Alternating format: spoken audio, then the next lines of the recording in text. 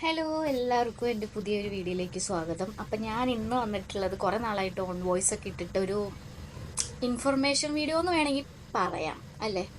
അപ്പോൾ കുറേ പേര് നാട്ടിലുള്ള ആൾക്കാരാണെങ്കിൽ എൻ്റെ ഫ്രണ്ട്സ് കുറേ പേര് നാട്ടിൽ വർക്ക് ചെയ്യുന്നവർ ചോദിക്കും, നീ എങ്ങനെയാണ് ദുബായിൽ വന്നത്, ഇവിടെ എങ്ങനെയാണ് സാലറി, ഇവിടെ എന്തൊക്കെയാണ് നോക്കേണ്ടത്, പിന്നെ ഇവിടെ അസിസ്റ്റൻറ്റിന് ജോലി കിട്ടുമോ, പിന്നെ എങ്ങനെ ഇവിടെ വന്നു കഴിഞ്ഞാൽ നമുക്ക് എങ്ങനെ അക്കോമഡേഷൻ കാര്യങ്ങൾ എന്നൊക്കെ അങ്ങനെ കുറേ ഡൗട്ടുകൾ വെക്കുന്നുണ്ട്. അപ്പം ഞാൻ ഓർത്തുന്നതെല്ലാം കൂടി ഇങ്ങനെ പാട്ടായിട്ട് വീഡിയോസ് ആയിട്ട് ഇടാമെന്ന്. അങ്ങനെ ആകുമ്പോൾ അറിയില്ലാത്തവർക്കൊരു ഹെൽപ്ഫുൾ ആയിരിക്കുമല്ലോ.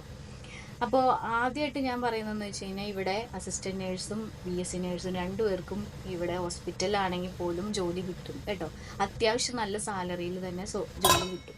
പക്ഷെ അതിന് നമുക്ക് വേണ്ടതെന്ന് പറഞ്ഞു കഴിഞ്ഞാൽ ഓൾമോസ്റ്റ് എല്ലാവർക്കും അറിയാം. അറിയില്ലാത്തവർക്ക് വേണ്ടിയിട്ടാണ് ഞാൻ ഒന്നുകൂടി പറയുന്നത്.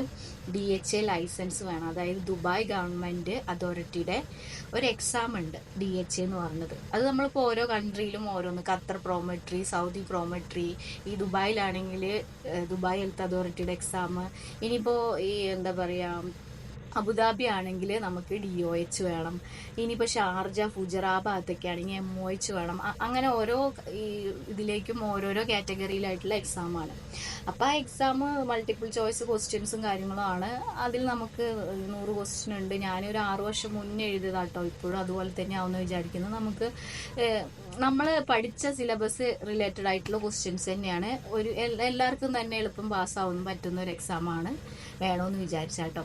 അപ്പോൾ ആ എക്സാം മസ്റ്റായിട്ട് നമുക്ക് എഴുതി ഡാറ്റ ഫ്ലോയും എന്താ പറയുക നമ്മുടെ എലിജിബിലിറ്റി ലെറ്ററും എടുത്തിട്ട്, അതായത് നമ്മൾ എക്സാം എഴുതി കഴിഞ്ഞാൽ നമുക്ക് ഡാറ്റ ഫ്ലോ കംപ്ലീറ്റ് നമ്മുടെ സർട്ടിഫിക്കറ്റ് എല്ലാം വെരിഫിക്കേഷന് വേണ്ടിയിട്ട് അയച്ചു കൊടുത്തിട്ട് അതാണ് ഈ ഡാറ്റ ഫ്ലോ. അപ്പോൾ അത് ഡാറ്റ ഫ്ലോ ഇവിടുത്തതിൽ നോക്കിയെല്ലാം വ്യാജ സർട്ടിഫിക്കറ്റ് കാര്യങ്ങളെല്ലാം എന്ന് പറഞ്ഞിട്ട് ക്ലിയർ ചെയ്തിട്ട് നമുക്കൊരു ഇത് കിട്ടും, ഡാറ്റ ഫ്ലോ പോസിറ്റീവ് എന്ന് പറഞ്ഞിട്ടൊരു സംഭവം കിട്ടും. അതാണ് ഡാറ്റ ഫ്ലോ പറയുന്നത്. അത് കഴിയുമ്പോൾ നമുക്ക് ഈ എക്സാം പാസ്സായതിൻ്റെ ഇതും കൂടി വെച്ച് കഴിയുമ്പോൾ നമുക്ക് എലിജിബിലിറ്റി ലെറ്റർ എന്ന് പറഞ്ഞിട്ടൊരു സംഭവം കിട്ടും.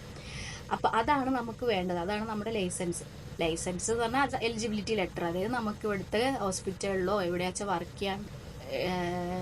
ചെയ്യാൻ വേണ്ട ഒരു ഇത്. പിന്നെ അത് ഇവിടെ വന്നിട്ട് നമ്മൾ എന്ത് ചെയ്യും, ഏത് ഹോസ്പിറ്റലാണോ നമ്മൾ വർക്ക് ചെയ്യണമെങ്കിൽ അവർ നമുക്ക് എന്താക്കും, ആ എലിജിബിലിറ്റി ലെറ്റർ ലൈസൻസ് ആക്കി കൺവേർട്ട് ചെയ്ത് തരും. അത് ഏത് ഹോസ്പിറ്റലാണോ അല്ല ക്ലിനിക്കാണോ എവിടെ കയറണമെങ്കിൽ അത് അവർ ചെയ്തു തരുന്നത്. അവരുടെ അണ്ടറിൽ നമുക്ക് ലൈസൻസ് ആക്ടിവേറ്റ് ആക്കി തരും. അപ്പോൾ പിന്നെന്ന് വെച്ച് കഴിഞ്ഞാൽ നമ്മൾ എന്താ പറയുക, നമുക്ക് എന്തായാലും ഒരു മിനിമം 2 ഇയർ എക്സ്പീരിയൻസ് എങ്കിലും വേണം. അതുണ്ടെങ്കിൽ ഏറ്റവും നല്ലത് കേട്ടോ. അപ്പോൾ ഇത്രയും മാനദണ്ഡങ്ങളാണ് നമുക്ക് എന്ത് ചെയ്യണം, അവിടെ നിന്ന് ഇടാക്കാം. പിന്നെ ഒരു നല്ല അപ്ഡേറ്റഡ് ആയിട്ടുള്ള ഒരു CV നമുക്ക് വേണം. പിന്നെ ഇവിടെ ഓൾമോസ്റ്റ്